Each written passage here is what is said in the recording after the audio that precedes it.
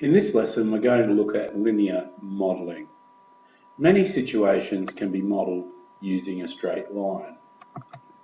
You can use the equation of a straight line as the best fit to a set of data.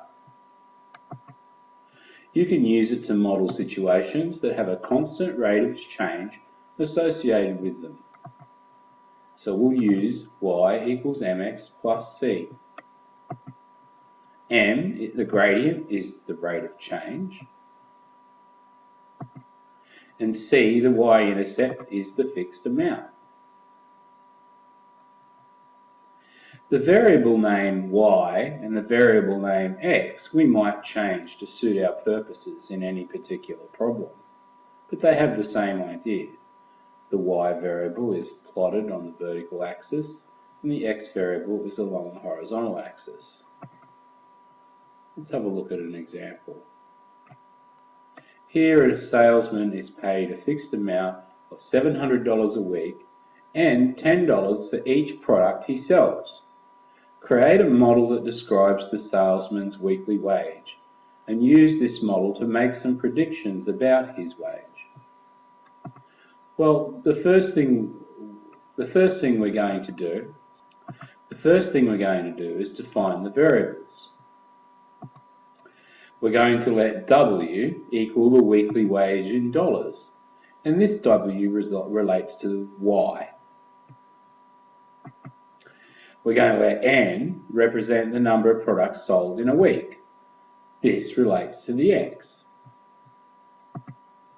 Now, in this particular question, N can only be 0 or a positive whole number.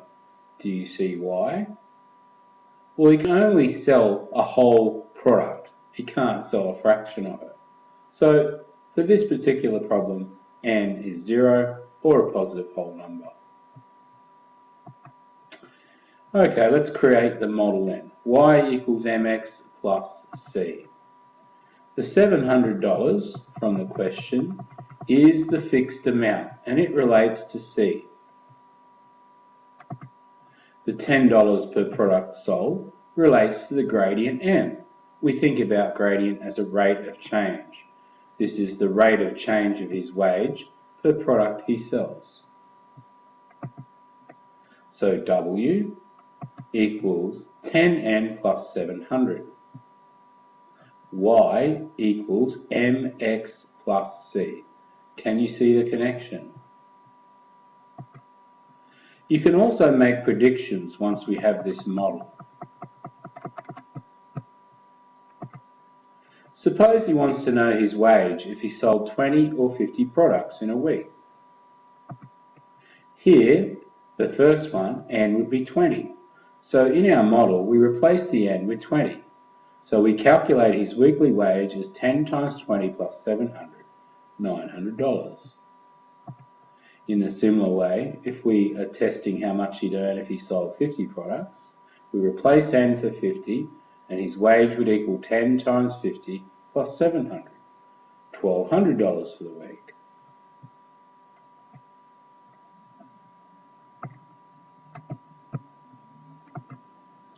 Suppose instead, next week, he needs $1,625 because of some bills he's expecting.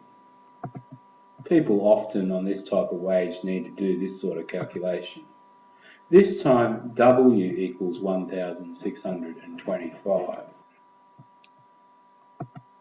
Okay, so we replace W for 1,625 in the rule, and that's equal to 10n plus 700.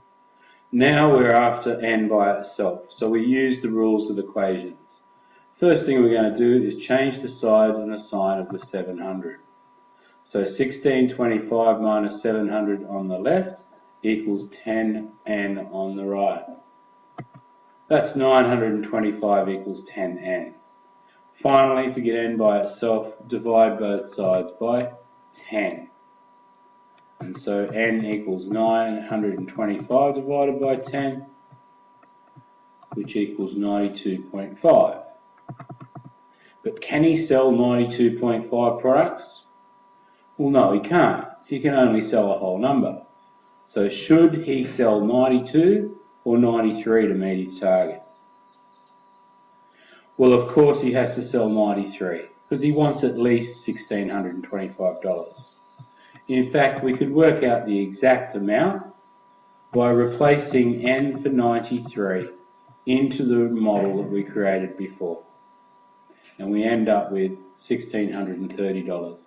So if he sells that 93 products, he'll make $5 more than he needs for that week. Here's another example from Maths Online. A washing machine holds 55 litres when full. During its spin cycle, it empties out 4.25 litres every minute. Alright, the first thing we're going to do is write a formula for the amount of water W left in the washing machine after T minutes of its spin cycle.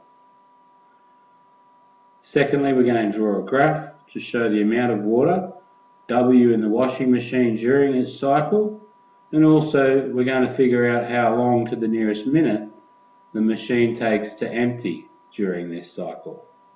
And when during this cycle does the machine have 20 litres of water in it? Alright, the first bit, writing the formula. Y equals mx plus c. Now in this particular problem, we need to think about what is depending on what. Now when time is involved, time is usually an independent variable. It usually relates to the x. So in this problem, our t will relate to x and our w will relate to y. Now it empties at 4.25 litres a minute.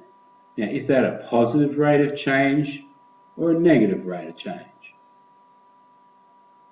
Well, it turns out we have to subtract the 4.25 litres each minute from the 55 litres that we started with. So it's a negative rate of change. Now the fixed amount of water that we started with at the start of the spin cycle is C, 55. Our negative rate of change is 4.25 times T. So if we compare this to Y equals C plus mx, we can see the connection to the straight line rule. That's the formula for the emptying of the washing machine at any time t minutes after the spin cycle starts. Okay, we don't need the multiplication sign. Alright, draw a graph. Well, we can use our sketching methods from before. The w-intercept or the y-intercept is 55. That will give us a starting point. Or we could just select some values of time and put them in. We'll do what he does. He's just selected time of 0, 2 minutes and 4 minutes. Put them into your calculator. 55 minus 0, well, we don't need that. 55. Put a dot. Put 2 into your calculator, so 55 minus 4.25 by 2 gives 46.5. And put 4 for t in your calculator, and w equals 55 minus 4.25 times 4 gives 38. So there's some 3 points we can plot on our graph. If we do it to scale, put your ruler on it, draw it down, and there we go. How long does it take to empty the washing machine during this spin cycle? Well, if we read off our graph, we can see it's approximately 13 minutes. Now this will work if you do your graph to scale. If you just do a sketch, you won't be sure about your answer, but you could get to your answer by setting w equal to 0 in the rule and solving the equation for t. What about the answer for when the machine holds 20 litres? Well, we can use the graph again. And we read across at 20 litres to the graph and down to the t-axis, and we can see that that occurs at about 8.2 minutes. Now once again, you could do this exactly by using the rule and replacing w for 20 and solving the equation for t, this rule here. So if you set W to 20 and follow the rules of equations to get T by itself, that will give you the exact time in minutes that the machine has 20 litres left in it. You'll find some other examples in your textbook. Here they are on page 343, linear models. I suggest you have a look at those before you go on with the practice, and make sure when you do your practice to check your answers as you go. So you can see example 12 and example 13 there, and then you have some practice. Check your work outline about which questions to do there.